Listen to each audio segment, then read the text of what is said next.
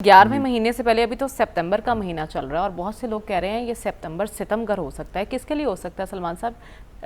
پاکستان تحریک انصاف کی سیاست کیا رخ اختیار کر سکتی ہے اس مہینے میں، کیونکہ اس مہینے فرد جرم بھی عائد ہونی ہے.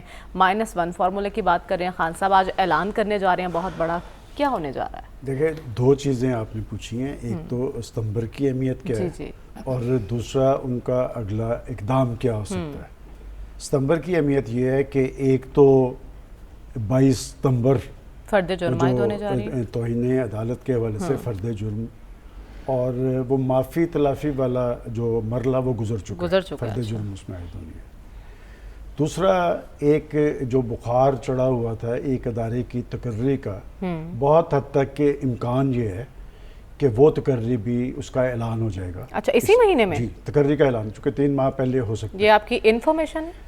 یہ حقائق ہیں. اچھا. اور دیکھیں، دو چیزیں ہیں، اور ایک چیز تو میں آپ کو تحریک انصاف کے حلقوں کو کوٹ کرتا ہوں، وہ یہ سمجھتے ہیں کہ جی -1 ہونے جا رہا ہے، جس کا خود عمران خان صاحب نے اس کا اظہار کر دیا.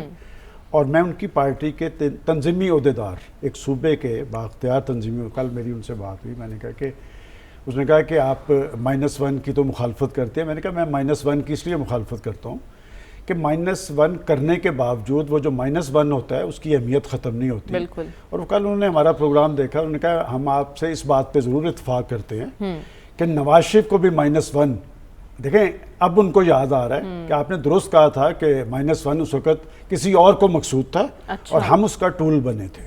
اب بات یہ کہ اب کیا عمران خان صاحب کو -1 کیا جا رہا ہے؟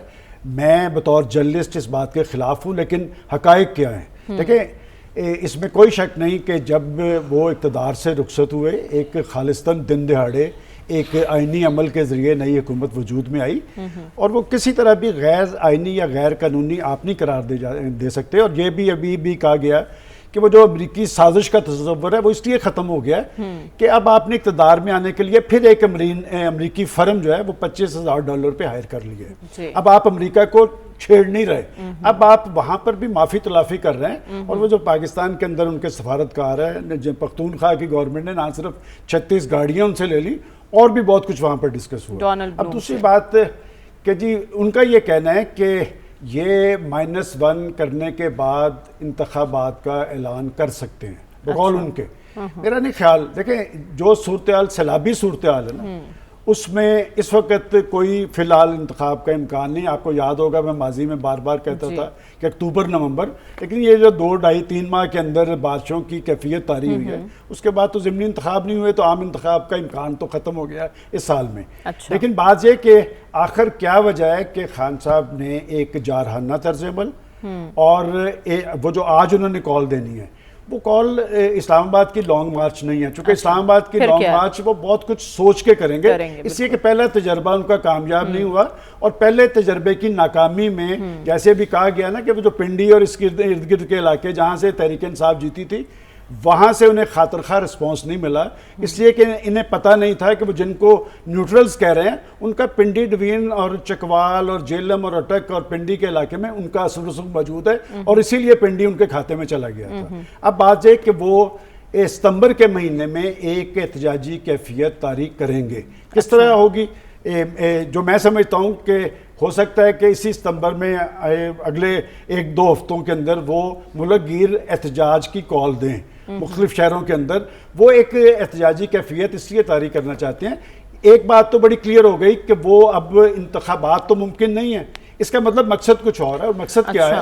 دیکھیں، ایک تلوار ان پہ لٹک رہی ہے، وہ ہے نااہلی کی تلوار. اور وہ جو ہوتا ہے نا لاشعور میں ایک خوف ہے کہ ماضی کے اندر جس عمل کا وہ حصہ بنے وہ خود اس کی زد میں آ جاتے ہیں. میں نے کل بھی اس کا ذکر کیا تھا کہ جب گڑھا کسی کے لیے کھودا جاتا ہے تو یہ امکان بہت قوی ہوتا ہے کہ آپ بھی نہ اس میں گریں، اور اس امکان کے قوی امکان ہے.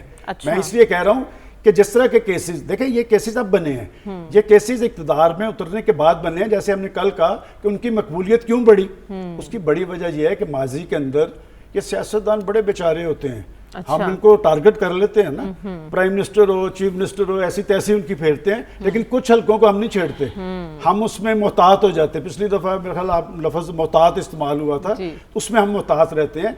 ان کی پاپولیرٹی اس لیے بڑی تھی کہ ایک غیر معمولی صورتحال جب انہیں اقتدار سے باہر کیا گیا تو انہوں نے پسپائی اختیار کرنے کی بجائے یا خاموشی اختیار کرنے کی بجائے وہ سیدھے ہو گئے. اور سیدھے کن کو ہوئے؟ حکومت کو نہیں.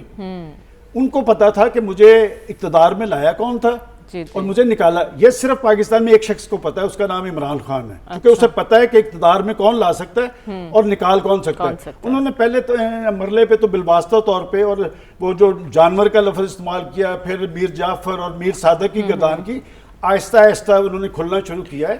اور پھر پاکستان کے لوگوں نے دیکھیں ملکی ایشوز بڑے ہیں, اس میں کوئی شک نہیں کہ مہنگائی, بے روزگاری, غربت, جہاں پر عمران خان صاحب نے چھوڑا تھا ان کی ذرا مقبولیت کا اندازہ لگا لیں کہ جب انہوں نے اقتدار چھوڑا تھا تو وہ کہاں تھے.